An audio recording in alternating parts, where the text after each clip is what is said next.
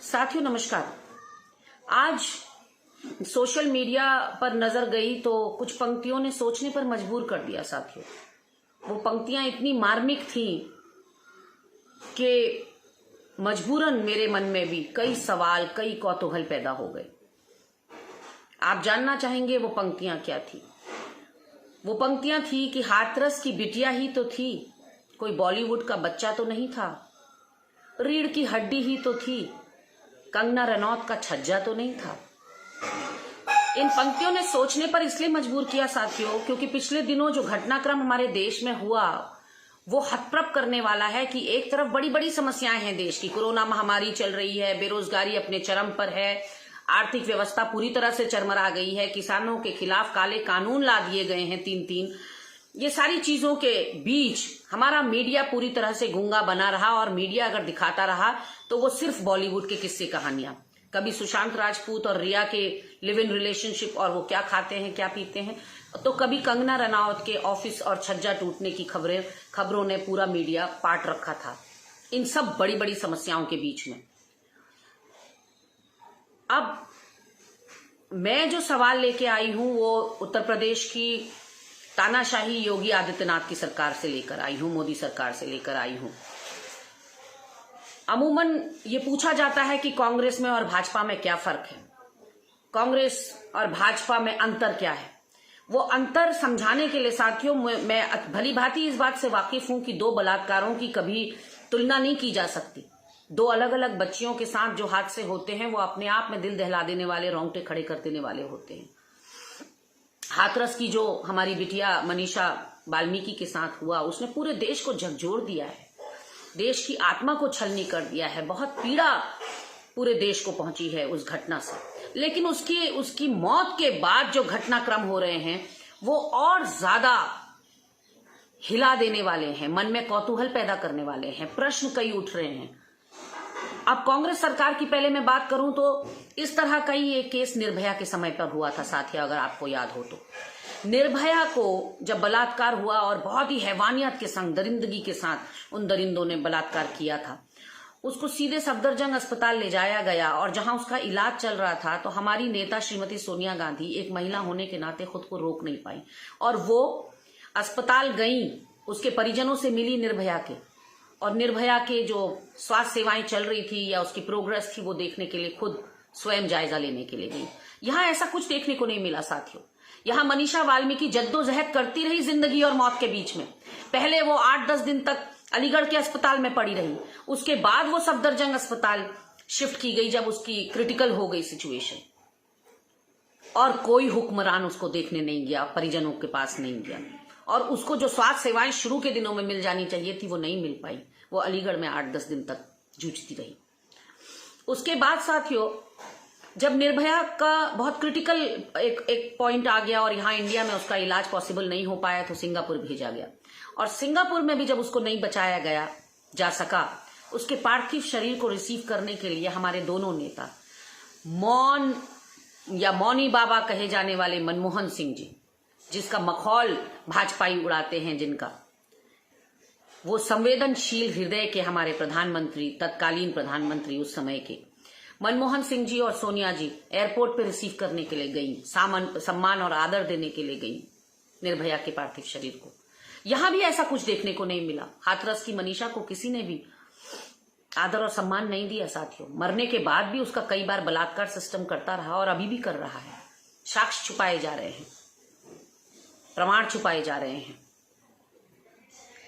उसके बाद जब उसका क्रिमेशन यहां दिल्ली के अंदर हुआ साथियों तो हमारी दिल्ली की मुख्यमंत्री शीला दीक्षित जी और हमारे मिनिस्टर ऑफ स्टेट, गृह मंत्री, उस क्रिमेशन में अंतिम संस्कार में शामिल हुए निर्भया के। यहां कौन शामिल हुआ साथियों? मनीषा वाल्मीकि के पार्थिव शरीर को जब मुखाग्नि रात के अंधेरे में गुपचुप चोरों की तरीके से दी जा रही थी तो उस समय कौन सा ऐसा नेता था या कौन सा ऐसा व्यक्ति जो अपने आप को जन सेवक कहते हैं, चौकीदार कहते हैं, जन नायक कहते हैं, महानायक कहते हैं, कौन शामिल हुआ उसके क्रिमेशन में? मेरे जो सवाल योगी सरकार से हैं साथियों, उसको पूछने से पहले आपको बताना चाहती हूं कि निर्भया के भाई को राहुल गांधी जी ने एक पायलट के रूप में ट्रेनिंग दी और अपने पैरों पर खड़ा किया। लेकिन ये बात कांग्रेस ने नहीं भुनाई। किसी भी चुनावी रैली में न राहुल जी ने अपने मुंह से कहा, न कार्यकर्ताओं ने अपने मुंह से ये बात बताई। ये बात बताई निर्भया की मां ने कि राहुल गांधी जी ने मेरे बेटे को पायलट बना के सक्षम किया, संबल दिया। तो हम ऐसे भावनात्मक मुद्दों को कभी नहीं भुनाया कांग्रेस पार्टी ने। हमने इंदिरा जी और राजीव जी की मौतों को कभी नहीं भुनाया। मनमोहन सिंह जी ने अपनी गरीबी को कभी नहीं भुनाया। राहुल जी ने अपने दादी और अपने पिता की मौत को लेकर कभी चुनावी सभाएं नहीं करी, सिंपैथी बटोरने की कोशिश नहीं की। लेकिन आज हर छोटी चीज को भुनाया जाता है। आज सेना के पराक्रम को भुनाया जाता है। आज छोटी छोटी चीजों को, आज का जो मीडिया है साथियों, पहले से वो जनहित के सवाल उठाती थी। आज का मीडिया ये देखती है कि कहीं इससे मोदी सरकार को कोई हानि तो नहीं हो रही इस प्रश्न से, कहीं योगी सरकार को कोई हानि तो नहीं हो रही इस प्रश्न से। सोच समझ के प्रश्न कर रही है। सुशांत सिंह राजपूत, रिया, कंगना रनौत, ये सब सुन सुन के कान पक गए साथियों। और जो मौजूद सवाल थे, जो ज्वलंत मुद्दे थे इस देश के, वो कहीं दबकर रह गए। मैं सवाल जो आपके सामने लेके आई हूं साथियों, वो सवाल है कि क्यों हाथरस की बिटिया को, उसके परिजनों को मुखाग्नि देते वक्त, अंतिम संस्कार के वक्त शरीक नहीं किया गया। परिजनों से आखिर क्या दुश्मनी थी किसी की कि उनको अंतिम संस्कार में तक आपने शरीक नहीं होने दिया? आपने क्यों रात के अंधेरे में उसका दाह संस्कार किया? ये जो दाह संस्कार है ये नॉर्मल नहीं है। ये नॉर्मली दिन में दाह संस्कार होता है, सूर्यास्त से पहले और सूर्योदय के बाद, लेकिन यहां रात को हुआ। इसका मतलब स्पेशल ऑर्डर्स के तहत हुआ। और आज आप जनता को भ्रमित करने के लिए उन्हीं पुलिस अफसरों को सस्पेंड कर रहे हैं जिनको आपने ऑर्डर्स दिए रात के अंधेरे में दाह संस्कार करने के। बिना ऑर्डर्स के तो वो ऐसा हो ही नहीं सकता कि वो गिड़गिड़ाती हुई भाभी को छोड़ दें। जिलाधिकारी की गाड़ी के आगे भाभी गिड़गिड़ा रही है, वीडियो सबने देखा। मां तो गाड़ी के आगे लेट गई कि मेरी बच्ची की सूरत तो मुझे दिखा दो, वो वीडियो सबने देखा। फिर आखिर क्या कारण था कि उस बच्ची का चेहरा आपने परिजनों को नहीं दिखाया, उनका अधिकार उनसे छीन लिया आपने अंतिम संस्कार करने का? आखिर वजह क्या थी? और क्या वो वजह है कि अब वो पीड़िता अपने बयान में कह गई है कि मेरा गैंग रेप हुआ, उसके बाद उस चीज को झुटलाया जा रहा है कि नहीं, रेप नहीं हुआ? क्या सीमेन का नहीं पाया जाना उसकी बॉडी के अंदर एकमात्र तरीका होता है रेप की पुष्टि करने का? क्या रेप हुआ है या नहीं हुआ है इसकी पुष्टि और चीजों से नहीं हो सकती, और बातों से नहीं होती? इतना कानून हमको भी पता है। लेकिन आप क्योंकि देश को भ्रमित करना चाहते हैं, आप क्योंकि लगातार संविधान की धज्जियां उड़ाना चाहते हैं, लोकतंत्र की आत्मा पर तो आपने अनगिनत छेद कर दिए हैं। आज पूरा देश जल रहा है पीड़ा की अग्नि से। देखे नहीं जा रहे हैं वो वीडियो, ना पीड़िता के ना उसके परिजनों के। और फिर आप कहते हैं कि सवाल मत करो। आज विपक्ष होना, बिल्कुल रवीश जी ने ठीक कहा साथियों कि विपक्ष होना अब इस देश में आसान नहीं है।